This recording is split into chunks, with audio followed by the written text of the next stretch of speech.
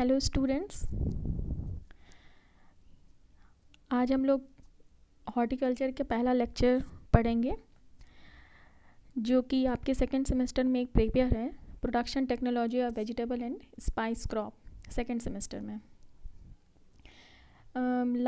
First semester में हम लोगों ने पढ़ा था फंडामेंटल ऑफ हॉर्टिकल्चर के बारे में, जिसमें हम लोगों ने हॉर्टिकल्चर की बेसिक बातों को डिस्कस किया था कि हॉर्टिकल्चर है क्या, इसकी कितनी ब्रांचेस हैं, इनमें क्या क्या हम स्टडी करते हैं, इसकी इम्पोर्टेंस, स्कोप और general irrigation, fertilization practices, plant propagation techniques, इन सारी चीज़ों की डिटेल स्टडी हम लोगों ने की थी। उसी के कंटिन्यूएशन में इस सेमेस्टर में हम लोगों को हॉर्टिकल्चर की ओलेरीकल्चर की ब्रांच है जो उसकी डिटेल स्टडी करनी है। अब आप लोग जानते हैं ओलेरीकल्चर हॉर्टिकल्चर की कौन सी ब्रांच है और इसमें किस तरह की क्रॉप की स्टडी की जाती है।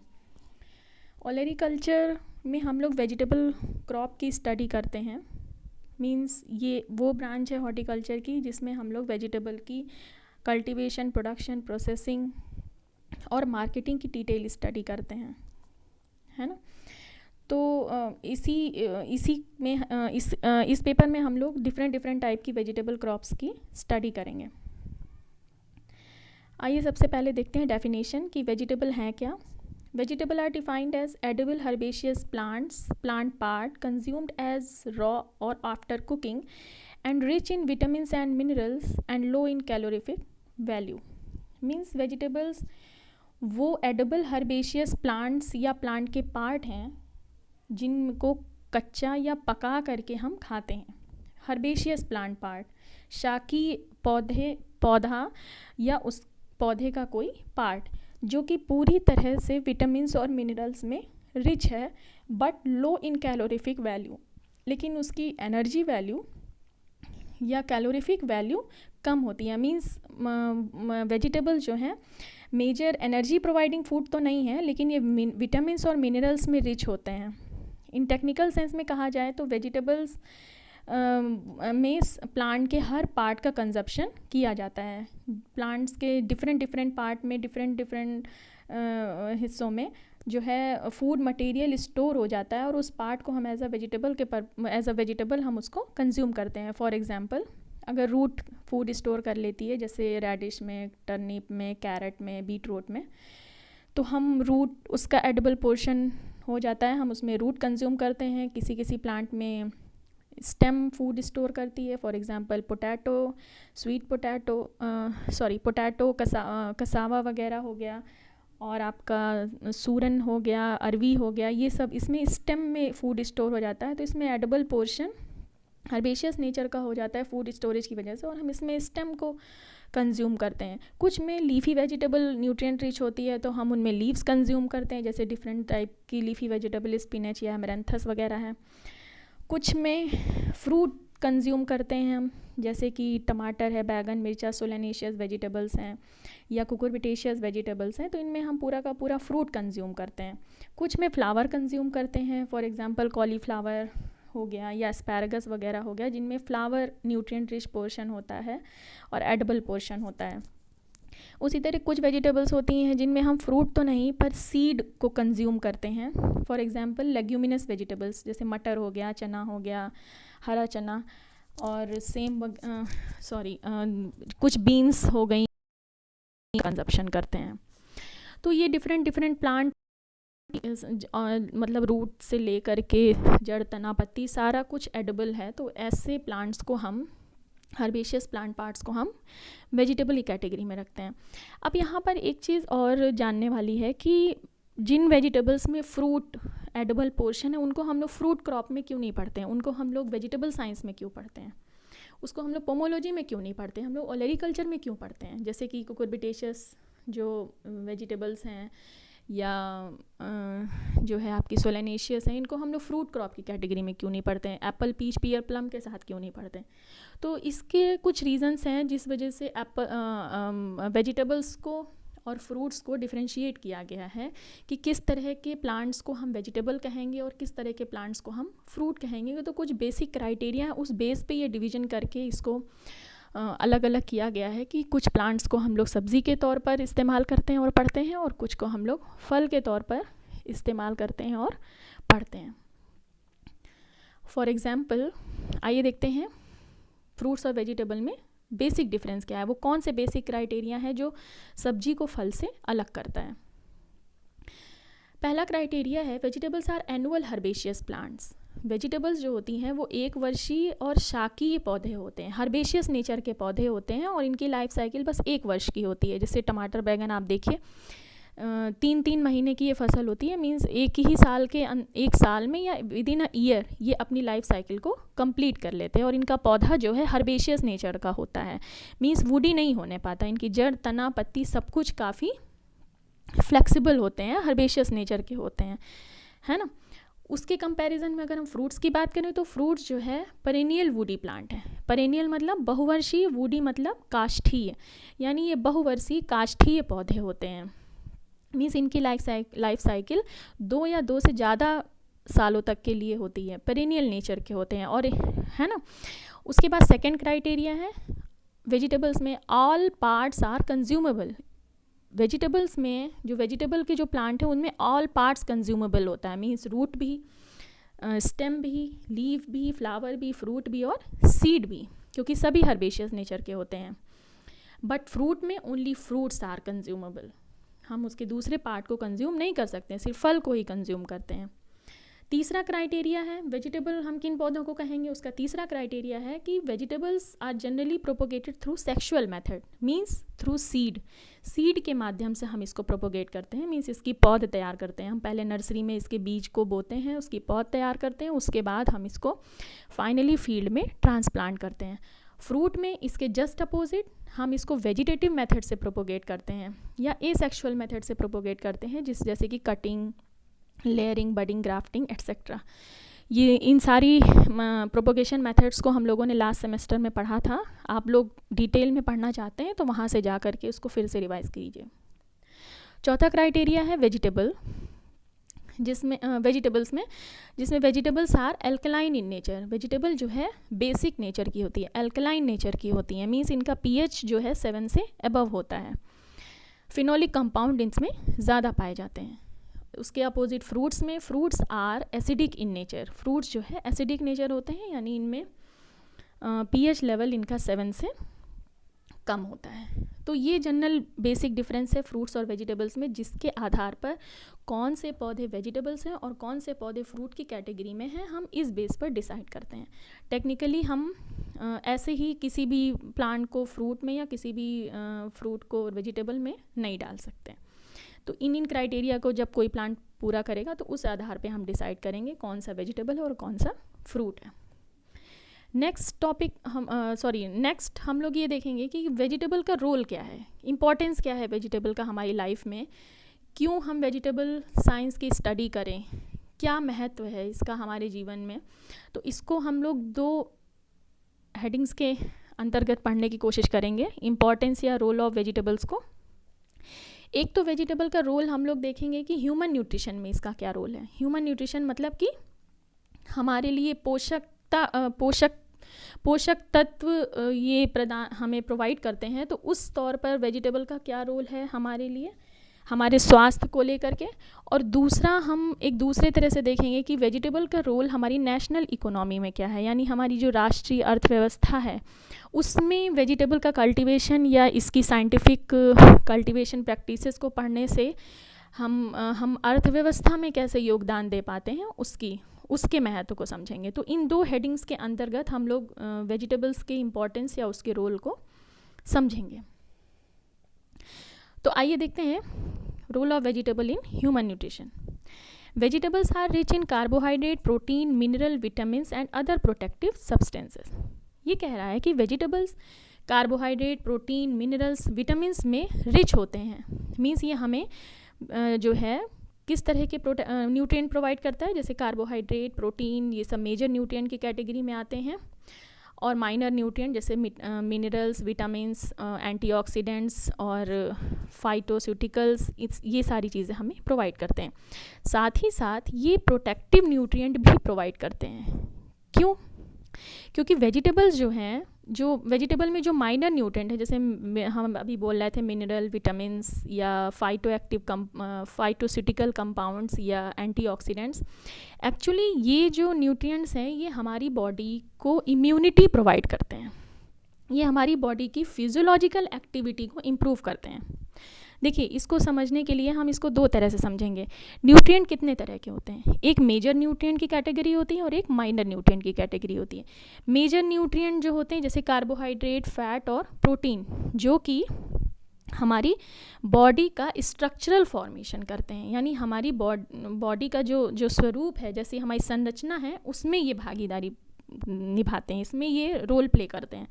लेकिन जो कुछ माइनर न्यूट्रिएंट्स हैं जैसे विटामिन्स, मिनरल्स, ये हमारी बॉडी के स्ट्रक्चरल फॉर्मेशन को डायरेक्टली सपोर्ट तो नहीं करते हैं, पर ये क्या करते हैं कि ये हमें हमारी बॉडी को फंक्शनल बनाते हैं, एक्टिव बनाते हैं। ये फिजियोलॉजिकली जितने भी हमारी बॉडी में फिजियोलॉजिकल एक्टिविटी है उनमें इन्वॉल्व होते हैं, जैसे हमारा डाइजेस्टिव सिस्टम है, हमारा सर्कुलेटरी सिस्टम है, यूरिनरी सिस्टम है, नर्वस सिस्टम है, रिप्रोडक्टिव सिस्टम है, इनमें ये रोल प्ले करते हैं, इनको मजबूत बनाते हैं। इवन हमें प्रतिरोधक क्षमता, जैसे मैंने बताया, इम्यूनिटी हमारी बूस्ट करते हैं, इम्यूनिटी स्ट्रॉन्ग बनाते हैं। और ये प्रोटेक्टिव न्यूट्रिएंट सिर्फ वेजिटेबल्स में ही पाए जाते हैं और फ्रूट्स में पाए जाते हैं, फ्रूट क्रॉप्स में। बाकी जो मेजर न्यूट्रिएंट है कार्बोहाइड्रेट, प्रोटीन, फैट, ये हमें सीरियल क्रॉप से मिलता है। सीरियल क्रॉप में प्रोटेक्टिव न्यूट्रिएंट नहीं होते हैं, मीन्स होते हैं पर ना के बराबर, जैसे मिनरल, विटामिन्स या फाइटोन्यूट्रिएंट्स, ये कम होते हैं।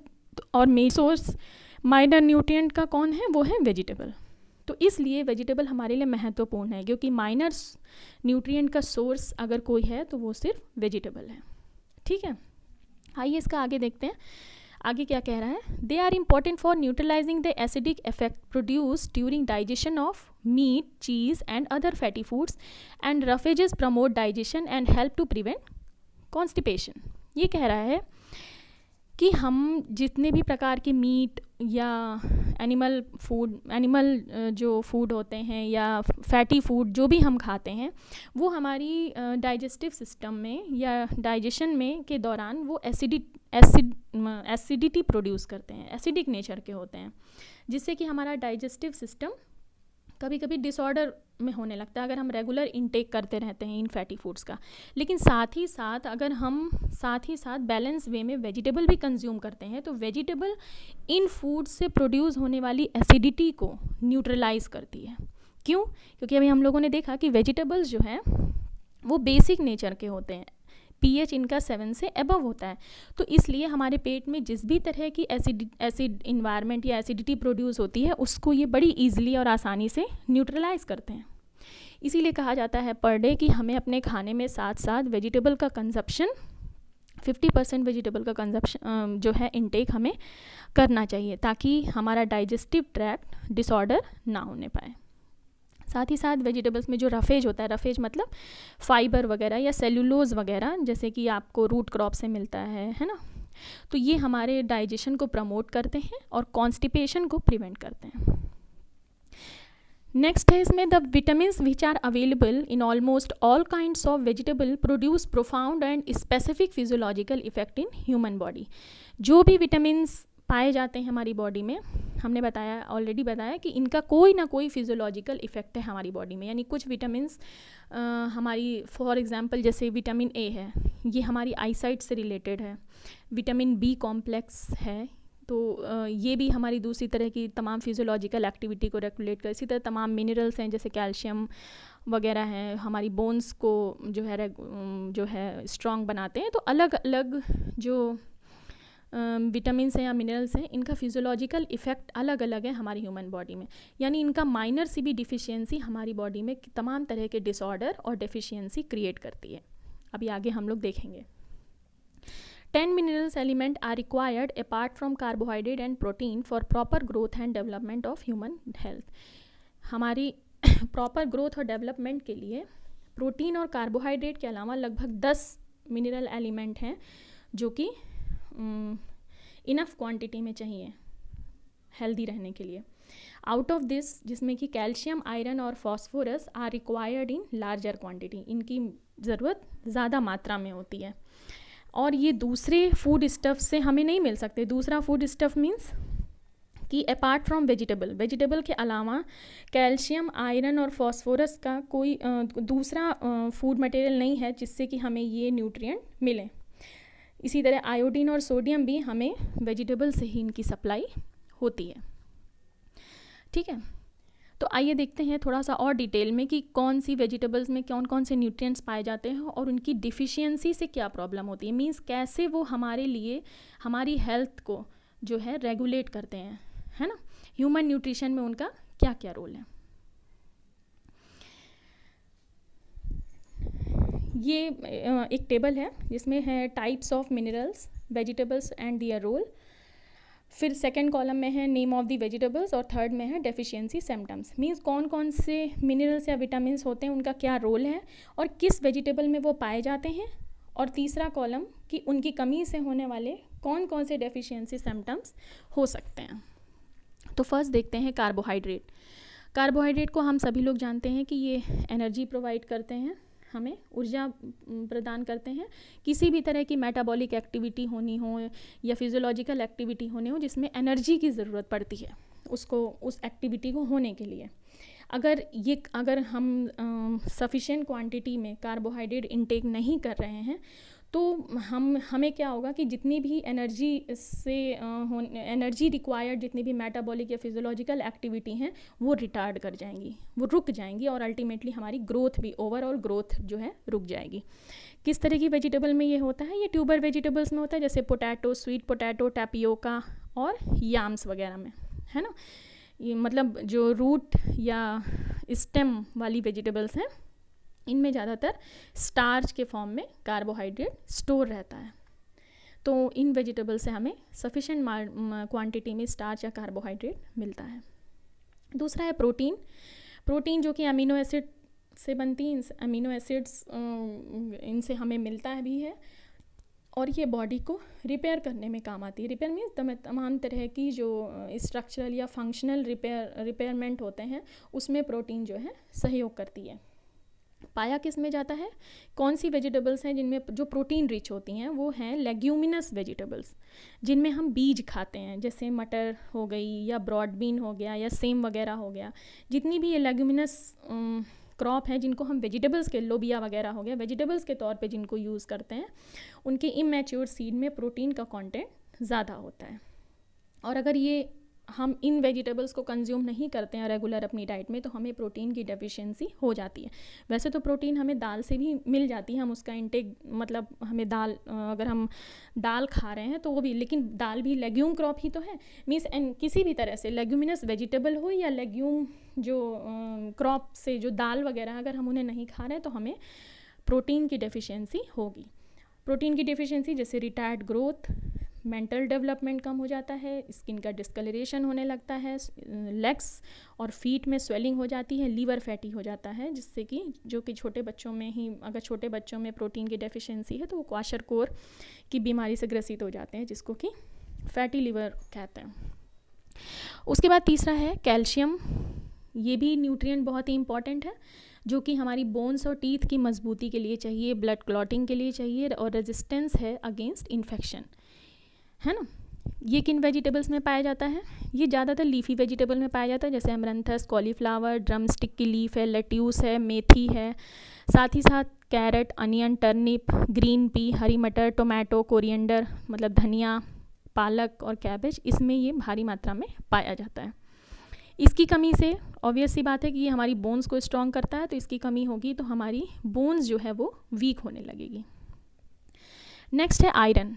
आयरन को आप लोग अच्छी तरह से जानते हैं, आयरन हमारे लिए क्यों ज़रूरी है। आयरन हमारा सबसे इम्पॉर्टेंट एसेंशियल पार्ट है हमारे ब्लड में स्पेशली फॉर हीमोग्लोबिन का फॉर्मेशन के लिए, है ना। आयरन जो है हीमोग्लोबिन का एक पार्ट है, हीमोग्लोबिन का फॉर्मेशन करता है। और हीमोग्लोबिन का काम क्या होता है, हीमोग्लोबिन हमारी बॉडी में ऑक्सीजन का कैरियर होता है। अगर हीमोग्लोबिन सफिशिएंट मात्रा में नहीं होती तो हमारी बॉडी को सफिशिएंट ऑक्सीजन सप्लाई नहीं हो पाती। इसीलिए कभी कभी आपने सुना होगा जिन लोगों को हीमोग्लोबिन की कमी होती है उनको थकान या चक्कर, ये सारी चीज़ें जल्दी आती। क्यों? क्योंकि हीमोग्लोबिन कम होने की वजह से सफिशिएंट क्वांटिटी में ऑक्सीजन बॉडी को सप्लाई नहीं हो पाती है, इसलिए बॉडी में वीकनेस सी फील होती है ना। तो इसीलिए कुछ वेजिटेबल्स हैं जो आयरन रिच हैं और हमें हीमोग्लोबिन के कंटेंट को इम्प्रूव करने के लिए या मेंटेन रखने के लिए उन वेजिटेबल का कंजप्शन करना ज़रूरी है। जैसे मोरिंगा लीफ, मोरिंगा सहजन, आप लोगों को पता होगा सहजन का जो पत्ती होती है या सहजन का फ्रूट, वो रिच होता है आयरन में। एमरंथस, मेथी, mint, coriander, drumstick, spinach, मतलब जितनी भी लीफी वेजिटेबल हैं इन सब में आयरन का कंटेंट ज़्यादा होता है। और आयरन की कमी से, इसकी कमी से ऑब्वियस सी बात है हीमोग्लोबिन का फॉर्मेशन कम होगा तो वो एनीमिक हो जाता है। एनीमिया, आप लोगों ने सुना होगा कि आयरन की कमी से एनीमिया हो जाता है। उसके बाद नेक्स्ट है फॉस्फोरस। फॉस्फोरस भी एक मिनरल है जिसका रोल है सेल के मल्टीप्लिकेशन में, है ना।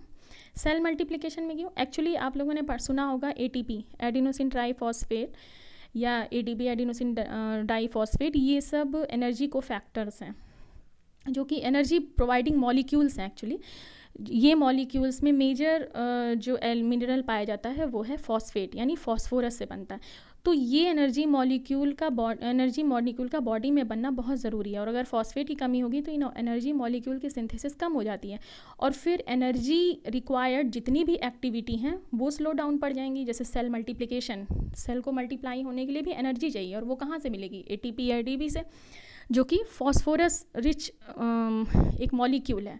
तो इसलिए फॉस्फोरस जो है सेल मल्टीप्लिकेशन में रोल प्ले करता है। Proper maintenance of liquid content in the tissue, यानी हमारी सेल्स में लिक्विड यानी सेल्स को टर्जिड बनाए रखने के लिए, टर्जिड मीन्स कि वाटर रिच लिक्विड कंटेंट उसमें बना रहे, सेल की लिक्विडिटी बनी रहे, इसलिए भी फॉस्फोरस का होना बहुत ज़रूरी है। Role in oxidation of carbohydrates, और साथ ही साथ कार्बोहाइड्रेट के ऑक्सीडेशन में भी ये रोल प्ले करता है, क्योंकि अगर आप लोगों ने प्लांट फिजियोलॉजी में पढ़ा होगा कि कार्बोहाइड्रेट जब डाइजेस्ट होता है, ऑक्सीडाइज होता है, तो एनर्जी बनती है, एटीपी या एडीपी एनर्जी बनती है ना। तो कार्बोहाइड्रेट के ऑक्सीडेशन में भी फॉस्फोरस रोल प्ले करता है। मीन्स ये सारी फिजियोलॉजिकल एक्टिविटी को परफॉर्म करने के लिए फॉस्फोरस बहुत ज़रूरी है। साथ ही साथ एक और चीज़ के लिए भी फॉस्फोरस बहुत ज़रूरी है। फॉस्फोरस बॉडी में विटामिन डी की सिंथेसिस को प्रमोट करता है।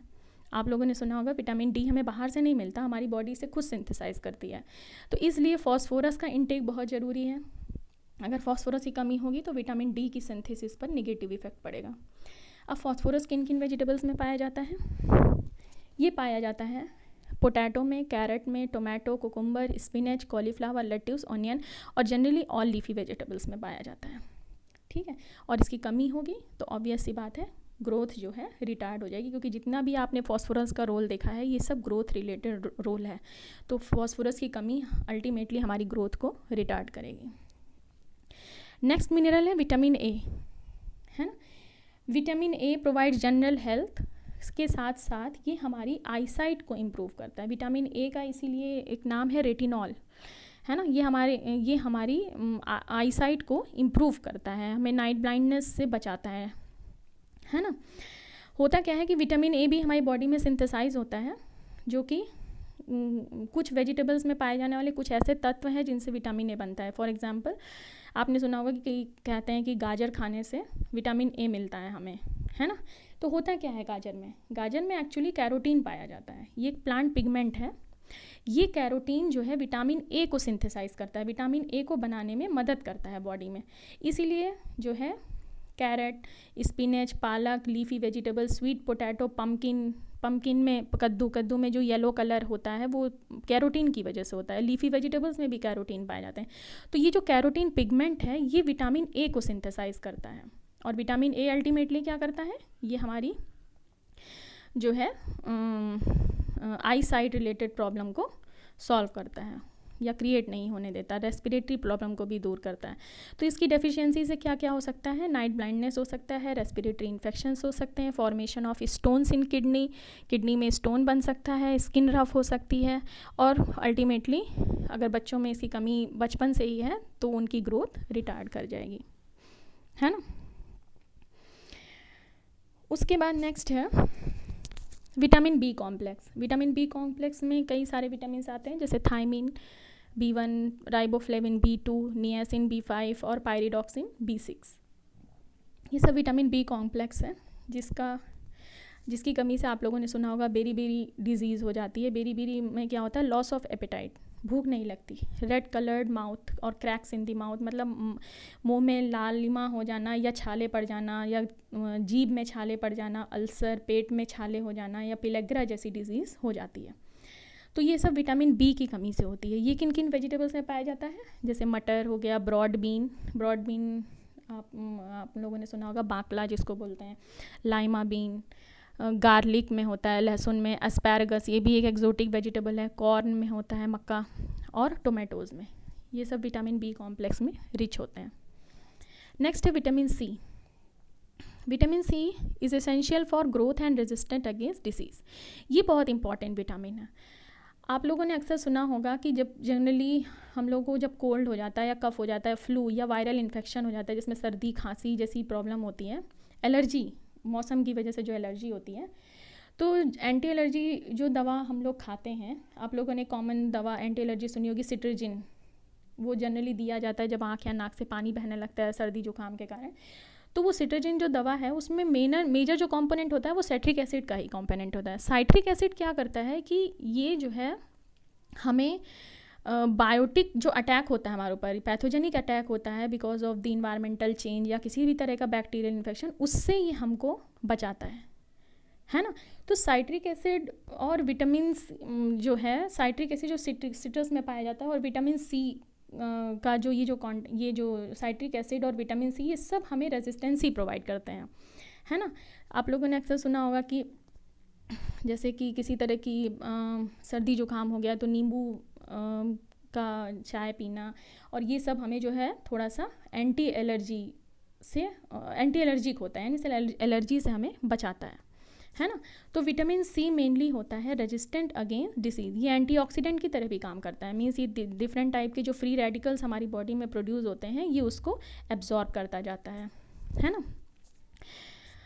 तो ये किस वेजिटेबल में पाया जाता है, ये पाया जाता है टर्निप में, हरी मिर्च में, ब्रुसेल्स स्प्राउट एक कोल क्रॉप है, मस्टर्ड, ग्रीन लीफी वेजिटेबल, कोल क्रॉप, बिटर गार्ड और रेडिश में पाया जाता है। इसकी डेफिशिएंसी, विटामिन सी की डेफिशिएंसी से क्या होगा, स्कर्वी हो जाता है, ये भी एक गम रिलेटेड प्रॉब्लम है, ब्लीडिंग गम्स, मसूड़ों से खून आना, एंड म्यूकस मेम्ब्रेन से भी ब्लड आता है, cold, loss of energy, delay in wound healing, मतलब घाव भरने में देर लगती है। तो ये सारी प्रॉब्लम्स क्रिएट होती हैं अगर विटामिन सी सफिशिएंट क्वांटिटी में आपकी डाइट में नहीं है।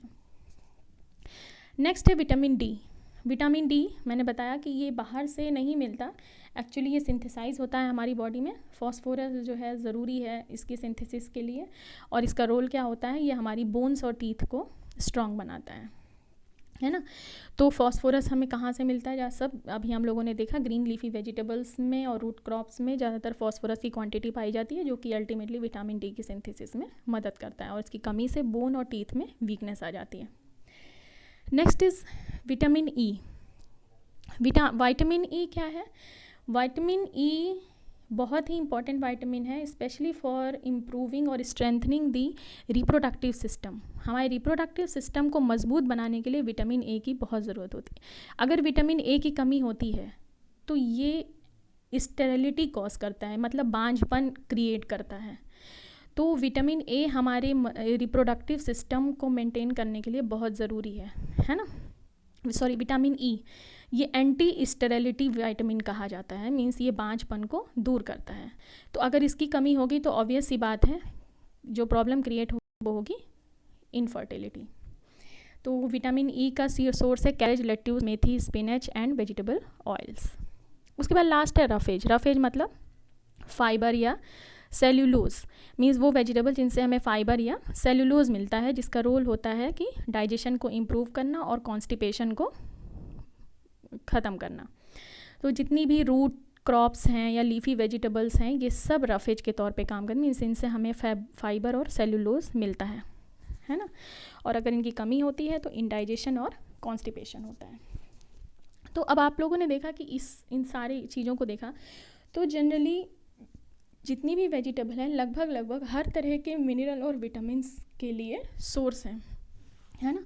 इसीलिए ICMR की गाइडलाइंस के अकॉर्डिंग कहा गया है कि पर डे एक अडल्ट को पर डे 300 ग्राम वेजिटेबल इनटेक करना चाहिए हर हाल में, 300 ग्राम, जिसमें से 175 ग्राम्स तो सिर्फ लीफी वेजिटेबल्स होनी चाहिए, क्योंकि लीफी वेजिटेबल जनरली हर तरह की विटामिन्स और मिनरल्स में रिच होते हैं। 175 ग्राम लीफी वेजिटेबल्स होनी चाहिए, है ना।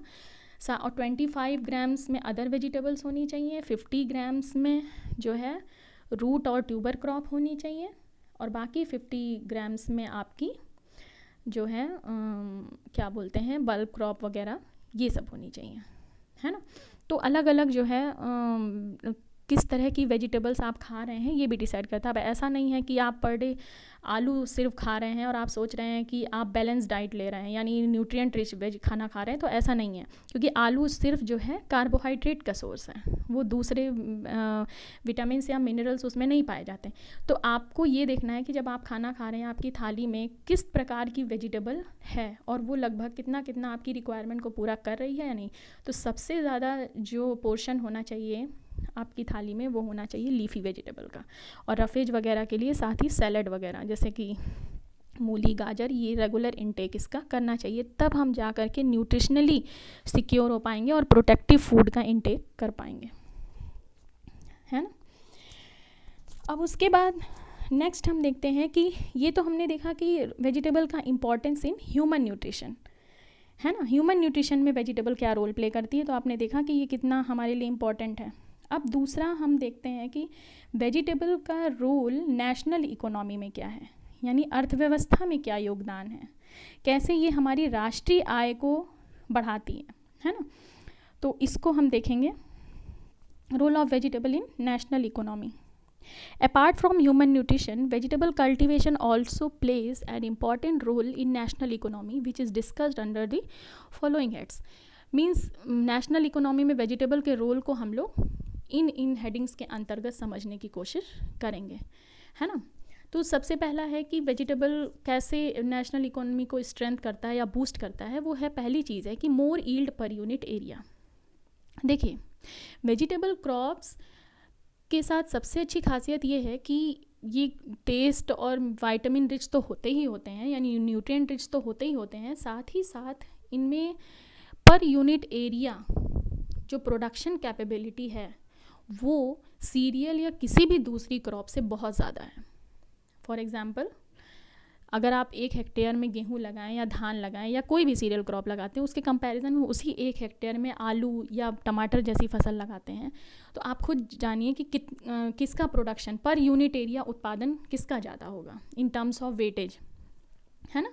जहाँ पर suppose that 35 to 40 quintal per hectare अगर आपको गेहूँ मिल रहा है सपोज दैट, तो उसके कंपैरिजन में अगर 1 हेक्टेयर में आप टमाटर लगाते हैं तो आपको 150 से 150 to 160 क्विंटल तक की ईल्ड अकेले टमाटर से हो जाती है ना। तो वेजिटेबल क्रॉप में सबसे ज़्यादा फ़ायदा ये है कि किसान को सीरियल क्रॉप के कंपैरिजन में अगर वो वेजिटेबल का कल्टीवेशन करे तो उसको पर यूनिट एरिया उत्पादन ज़्यादा मिलेगा, ठीक है। दूसरा फ़ायदा ये है वेजिटेबल कल्टीवेशन से कि ये हाई वैल्यू क्रॉप है। हमने लास्ट सेमेस्टर में आप लोगों को बताया था, हाई वैल्यू का मतलब होता है कि कीमत ज़्यादा होना, है ना। प्रति केजी टमाटर और प्रति केजी गेहूँ या प्रति केजी धान की बराबरी नहीं हो सकती। प्रति केजी टमाटर या आलू या कोई भी दूसरी वेजिटेबल, उसकी प्राइस हमेशा जो है प्रति केजी जो है सीरियल क्रॉप्स या दूसरे फूड स्टफ्स के कंपैरिजन में ज़्यादा ही होगी। तो इस तरह से ओवरऑल ये पर यूनिट एरिया इनकम ज़्यादा मिलती है हमें वेजिटेबल से। तो सबसे पहला लाभ तो यही है कि किसान जो है वेजिटेबल का कल्टीवेशन अगर करे तो वो इकोनॉमिकली ज़्यादा स्ट्रॉन्ग होगा as compare to traditional cereal crop के कल्टीवेशन से। दूसरा चीज़ है more net return per unit area per day. इसका कहना क्या मतलब ये है कि वेजिटेबल शॉर्ट ड्यूरेशन की क्रॉप होती है। शॉर्ट ड्यूरेशन का मतलब कि ये लंबा वक्त नहीं लेती, 2, ढाई, 3 महीने तक। बहुत सारी वेजिटेबल्स हैं जो मैक्सिमम 3, साढ़े 3 महीने तक में उनका प्लांटेशन से लेके हार्वेस्टिंग सब कुछ हो जाता है ना। तो इतने शॉर्ट ड्यूरेशन में आपको पर यूनिट एरिया इतना ज़्यादा प्रोडक्शन मिल जाए तो साल भर में आप कई बार सक्सेसिव वे में वेजिटेबल कल्टीवेट कर सकते हैं, तो साल भर में आप कई बार जब कल्टीवेशन आप कर सकते हैं, वेजिटेबल को हार्वेस्टिंग कर सकते हैं, तो आपको ऑब्वियस सी बात है कि ज़्यादा से ज़्यादा प्रोडक्शन मिलेगा और ज़्यादा ही ज़्यादा नेट रिटर्न मिलेगा। तो ये शॉर्ट ड्यूरेशन होने की वजह से भी ग्रोवर को या फार्मर को बहुत लाभ होता है as compare to cereal crop, जो कि लगभग 6 महीने तक या साल भर, जैसे लेग्यूम क्रॉप वगैरह अरहर वगैरह साल भर का टाइम लेती हैं। तो उसके कंपैरिजन में देखा जाए तो नेट रिटर्न पर डे के अकॉर्डिंग नेट रिटर्न ज़्यादा है, क्योंकि वेजिटेबल बहुत ही शॉर्ट ड्यूरेशन की होती हैं। तीसरा फ़ायदा है रोल इन एग्रो फॉरेस्ट्री।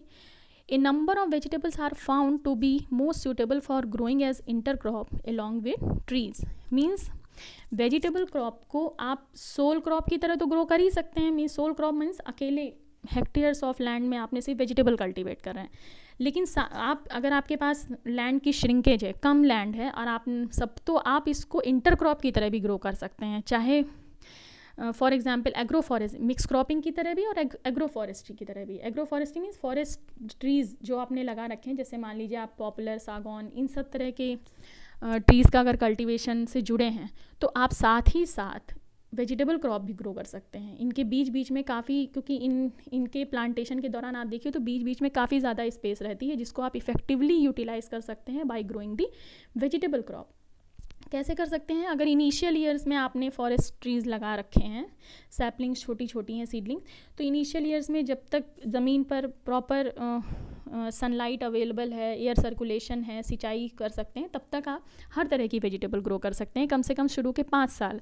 लेकिन जैसे जैसे पेड़ बड़े होने लगते हैं, उनकी कैनोपी ज़्यादा होने लगती है, छाया होने लगती है, जैसे सागौन वगैरह, यूकेलिप्टस वगैरह की बाग में, तो आप देखिए कि फिर इसके नीचे हर तरह की वेजिटेबल नहीं ग्रो कर सकते हैं, लेकिन फिर भी तमाम ऐसी वेजिटेबल्स हैं जिसको कि आप 5 साल के बाद जब पेड़ बड़े हो जाएं तब भी ग्रो कर सकते हैं। फॉर एग्जांपल लीफी वेजिटेबल है ना, या स्पाइस क्रॉप जैसे हल्दी, अदरक, जो कि छाए में होती हैं, जिनको सनलाइट की रिक्वायरमेंट ज़्यादा नहीं होती। तो आप देखिए तो vegetable can be easily grown as agro forestry. Agro forestry में हम आसानी से, यानी साथ ही हम फॉरेस्ट क्रॉप तो ले सकते हैं फॉरेस्ट्रीज के साथ साथ हम वेजिटेबल का भी कल्टीवेशन, यानी डुअल इनकम होगी, फार्मर को डबल इनकम होगी, है ना। उसके बाद नेक्स्ट है employment of great number of man power पर यूनिट एरिया। हम लोगों ने लास्ट सेमेस्टर में हमने बताया था कि वेजिटेबल जो है इंटेंसिव कल्टीवेशन फार्मिंग है। वेजिटेबल कल्टीवेशन या हॉर्टिकल्चर जो है इंटेंसिव फार्मिंग प्रैक्टिस है। इंटेंसिव फार्मिंग का मतलब क्या हुआ?